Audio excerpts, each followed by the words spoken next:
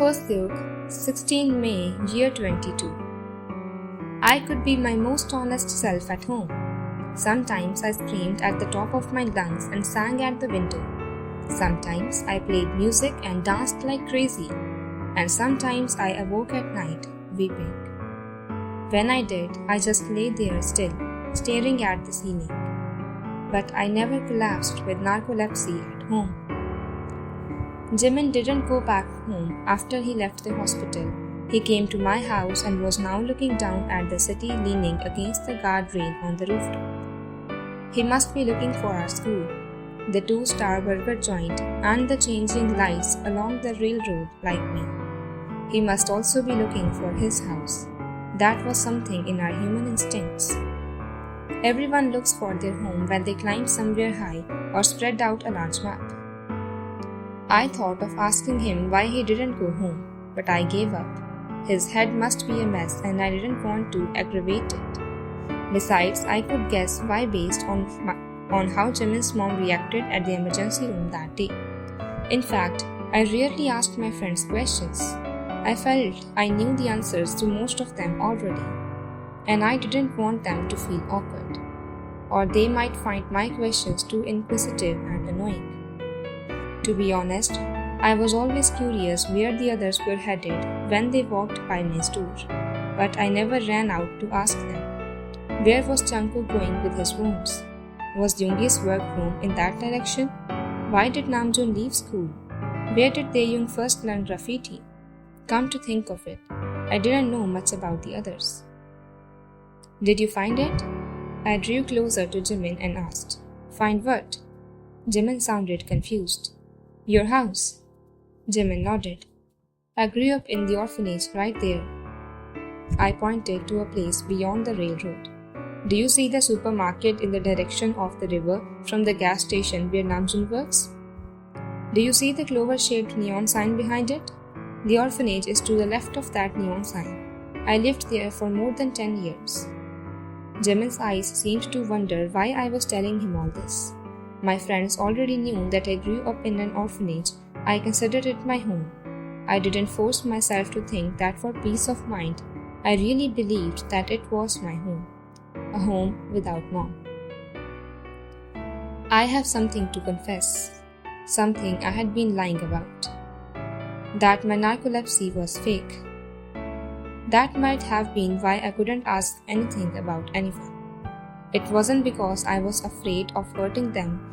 It was because I had lied. Because I didn't have the courage to be honest. Because once I admitted it, I'd also have to admit that I have no one to call mom. Not just at the orphanage but in the entire world. That must have been why I didn't ask any of them about their problems. Jimin wasn't good at hiding his feelings. His startled look was self-explanatory. I didn't know how to apologize to him. Jimin had agonized over me countless times. He must have burst into tears when he first witnessed it. I didn't do it on purpose. I just must have ignored that there was a way for me to be okay. I know this doesn't make sense. I can't describe it clearly. Then, are you okay now? Jimin, who had been listening quietly for some time, turned his head towards me and asked the question. Am I okay now? I asked myself. Jimin was still looking at me. He was neither criticizing nor sympathizing with me. I looked down at the brightly lit city below. Well, I don't know. We'll be able to figure it out as time goes by. I'm looking forward to it, aren't you? Jimin giggled. I laughed a lot. Jimin, 19 May, year 22.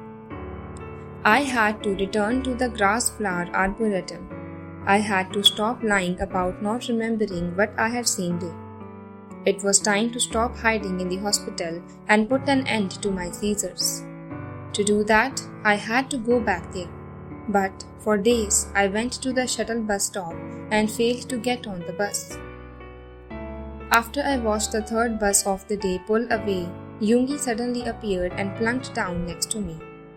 He said he came out because there was nothing to do and he was bored. Then he asked me what I was doing here. I kept my head bent low and kicked the ground with the toe of my sneaker. I was sitting there because I didn't have courage.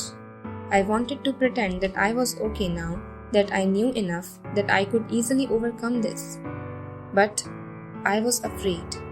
I was afraid of not knowing what I was about to face, whether I would be able to endure it, and whether I would have a seizure again. Yoongi looked relaxed. Laid back, he murmured something that sounded like, "The weather is so nice," in a carefree manner. The weather really was nice, but I was so tense that I couldn't afford to look around, let alone enjoy the weather. The sky was blue, a mild breeze blew occasionally, the shuttle bus was approaching from the distance. The bus stopped and the door opened. The driver stared at me. I asked Yoongi, "Will you go with me?" Hoseok, 20 May, year 22. I left the police station with Taeyong. "Thank you," I bowed and shouted all the more energetically, but I really wasn't in the mood. It wasn't far from the police station to Taeyong's house. If he lived farther from the police station, would he still be there this much? Why had his parents settled down so close to the police station? The world was so unjust and unfair to this foolishly good-hearted and sensitive kid. I placed my arm around Taeyong's shoulders and casually asked if he was hungry. Taeyong shook his head. "Did the police officers welcome you back and buy you a meal?" I asked again, but he didn't answer. The two of us walked in the sunlight, but an icy wind seemed to nip at my heart. I couldn't imagine how he must be feeling when I felt this chilly inside. His heart must have felt ripped and torn. Or does he have a heart left at all? How much anguish has he endured? I couldn't look him in his eyes, so I turned my glance upwards. An airplane was flying against the somewhat murky sky. I first saw the scar on Taeyong's back in Namjoon's container. I couldn't bring myself to ask about it when he was smiling so broadly with his new t-shirt present. I had no parents, I had no memory of dad, and my memory of mom stopped at the age of 7. I probably had more open wounds and scars regarding family and childhood than anyone. People always said so easily that we need to overcome our wounds, embrace them, and accept them as part of our lives. That we need to reconcile with and forgive others to go on living. It wasn't that I wasn't aware of it.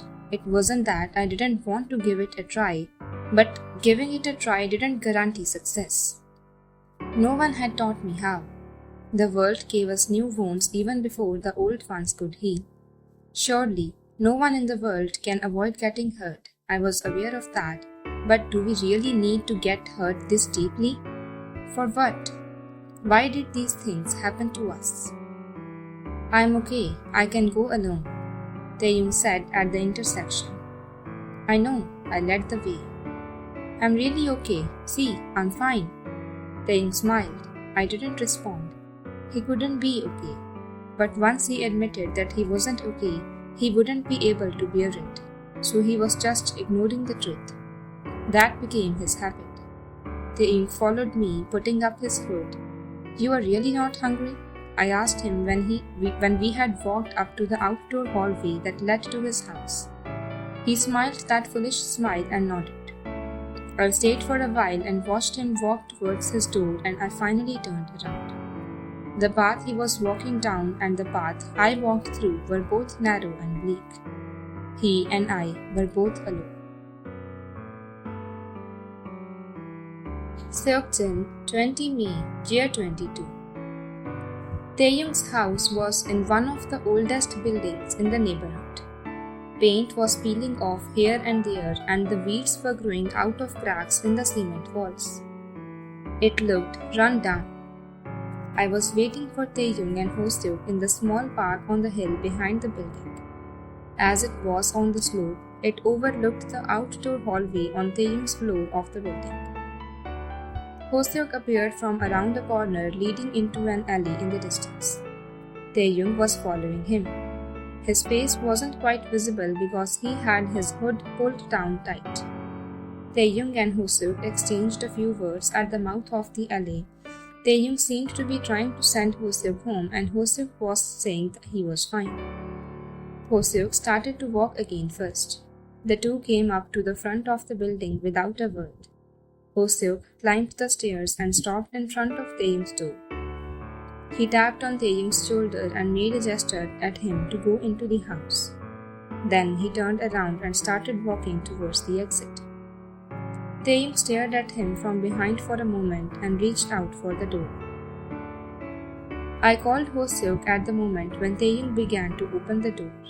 After the dial tone rang 3 times, Hoseok took out his phone in the middle of the hallway. Taeyong was stepping into his house. "Hoseok, can you call Taeyong?" Hoseok stopped walking. "I just saw him," I said. "I was planning a trip to the sea for all of us, and he should ask Taeyong to come along." Hoseok laughed, saying of course Taeyong would come along. "But just to make sure, could you ask him and let me know?" I hung up hastily. This was the time. Hoseok must go into Taeyong's house now. Hoseok tilted his head sideways, looking at his phone screen, and turned around. Then he went into Taeyong's house through the still open door. Taeyong, 20 May, year 22. I looked down at my palm. Blood was oozing out. Just when my legs started to give out and I was about to collapse, someone grabbed me from behind. Sunlight came in through the murky window. My sister was crying and Hoseok was standing there in silence. As usual, the floor was cluttered with dirty dishes, odds and ends, and blankets. Dad had already escaped the room before I realized it. The uncontrollable rage and sorrow that welled up when I flung myself at Dad was still fresh in my mind. I didn't know what held me back when I was about to stab him. I didn't know how to douse these raging flames inside me. I wanted to kill myself instead of Dad. If I could, I wanted to drop dead right then and there. I couldn't shed tears. I wanted to cry out loud, kick and destroy everything and break down. But it all seemed beyond my control. "Sorry, Hoseok, I'm fine. You go ahead." My voice sounded dry and calm, contrary to my frantic mind. I sent Hoseok home against his will and looked down at my palm. Blood was still coming out in drops. Instead of stabbing Dad, I had smashed a bottle on the floor. The bottle had broken into pieces and cut my palm. The world spun and twirled when I closed my eyes. My brain froze. What should I do now? How should I live? After I regained consciousness, I found myself looking at Namjoon's number. Even in this situation, or because of this situation, I was longing for Namjoon all the more desperately. I wanted to confess to him. I almost killed Dad, who brought me into this world and who beat me every day. I almost killed him. No, I actually killed him countless times. I killed him countless times in my head. I want to kill him. I want to die. I don't know what to do. I'm lost. I just want to see you now.